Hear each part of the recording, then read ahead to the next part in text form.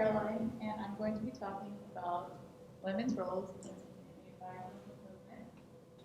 So, for a little background, some previous research that I did, I looked at the intersection between reproductive rights and environmental issues, and how environmental issues affect women a little bit differently, and they impact women at greater rates than they do men. And from that, I kind of looked at how women are perceived differently within the movement, um, and why that was. And the environmentalist movement is considered a woman's issue a lot of the times, and I wanted to account for why that was and the differences in participation within the movement. So why women are more likely to get involved than men within environmentalism. Um, and I looked at that through an ecofeminist lens and also gender roles that are placed on women as well. So with ecofeminism, I wanted to look at how that framework might affect the way women get involved within the movement and how that might stray men from getting involved within the movement. And so some literature that I looked at, some research that was done showed that there is this gender difference within the environmentalist movement, so women are more likely to get involved than men in more ways than one, so whether that's volunteering or sustainable consumption. So a lot of times women are the kind of nurturers of a household, that's the connotation that they have. And so within sustainable consumption, they're more likely to provide the food for the family, so go grocery shopping or provide the products. They might be more willing to buy organically or buy reusable products than men. And in this study that I looked at, it said a lot of the times that women are buying these small items for the households, or when men purchase items, it's usually bigger, less sustainable items, like they're more willing to purchase cars or something like that than women. And so there is that gender difference with involvement just between green behavior and green consumption between men and women. And it's seen that environmentalist marketing is also targeted differently towards women, often targeted more towards women than men. And we can see how the environmentalist movement is gendered from almost every aspect. So I included this picture and the one on the slide before just to show the gender in the environmentalist movement. So how we call Mother Nature, we call her Mother Earth, or, something like that. So when we think about the environmentalist movement, our first thing to think about is women and that kind of nurturing aspect to it. And I also found some literature as well that was talking about how toxic masculinity keeps men away from the movement as well. So if the movement is considered more feminine, men who want to contain and preserve their idea of masculinity do not want to get involved with something that's going to emasculate them and make them seem more womanly or more like nurturers.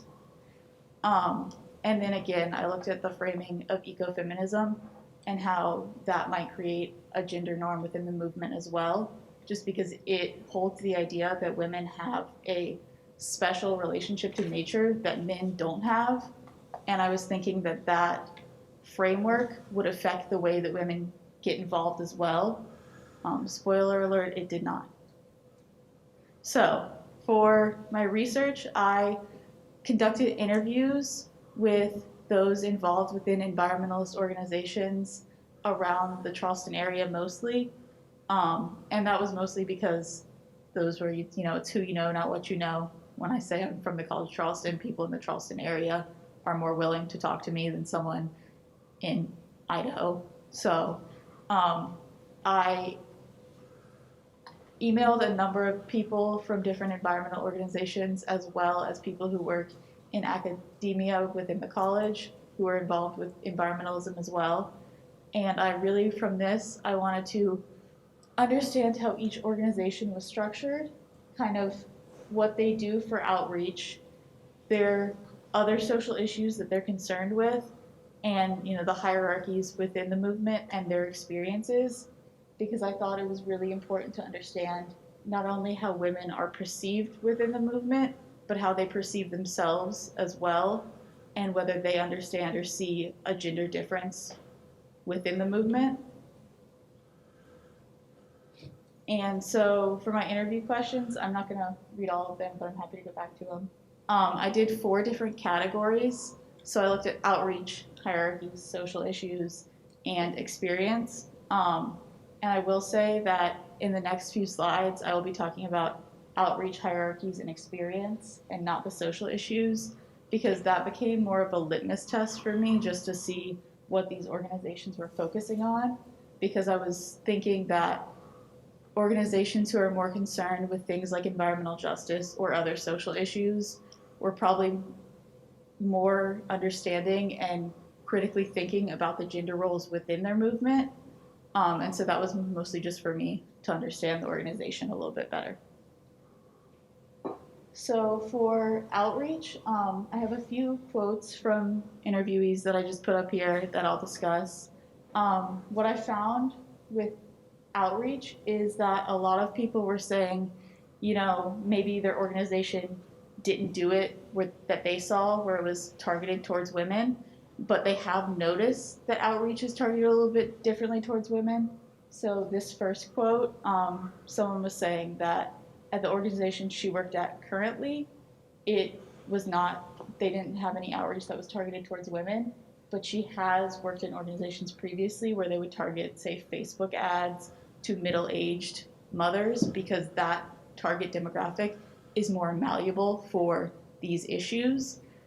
So it was seen that because women are perceived as caring more about the environmental issues, that when environmental organizations need help, they're going to reach out to women because they are more likely to respond.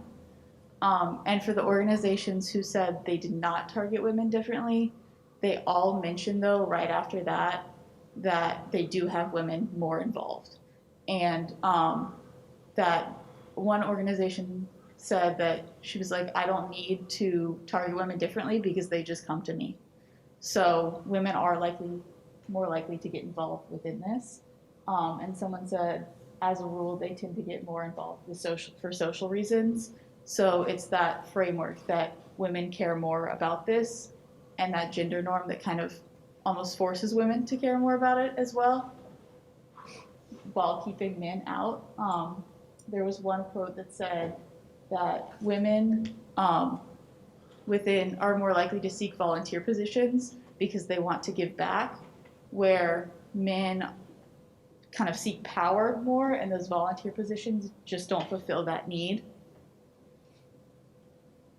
And then within looking in the hierarchies, a lot of women, this was a lot about experience too. Women were really, most of the people I interviewed were women, and they really want to talk about their experiences within the workplace and those gender dynamics that they've faced.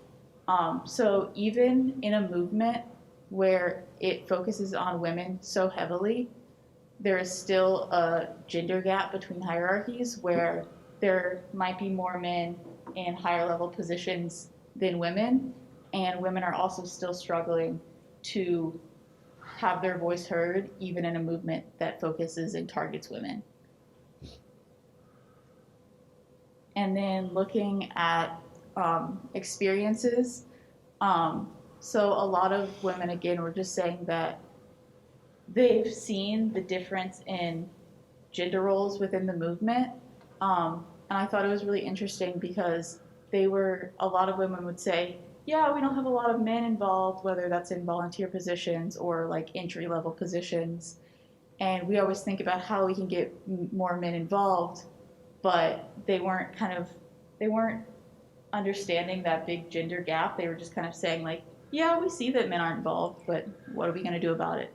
And I thought that was really interesting as well, just to see how organizations are understanding that there is some gender dynamic that plays into who's going to get involved and why.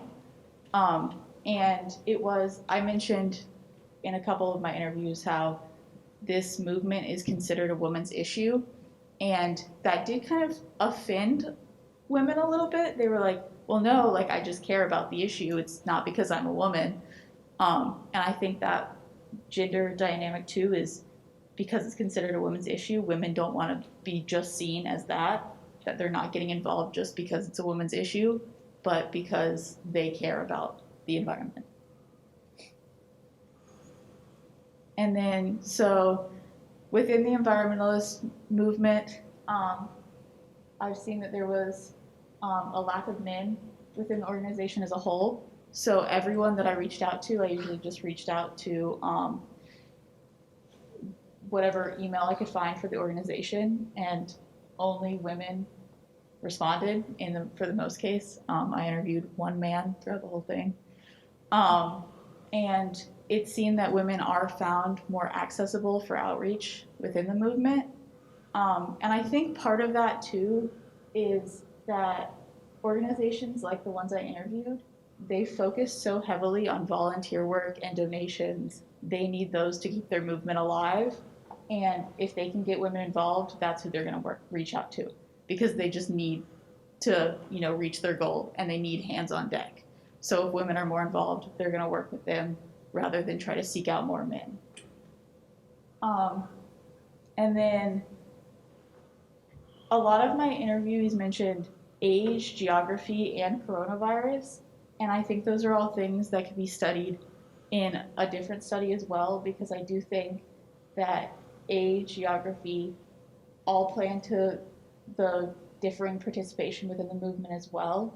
Just because for geography, within places like South Carolina, there is a heavy conservation movement for hunters, and that's seen as very masculine.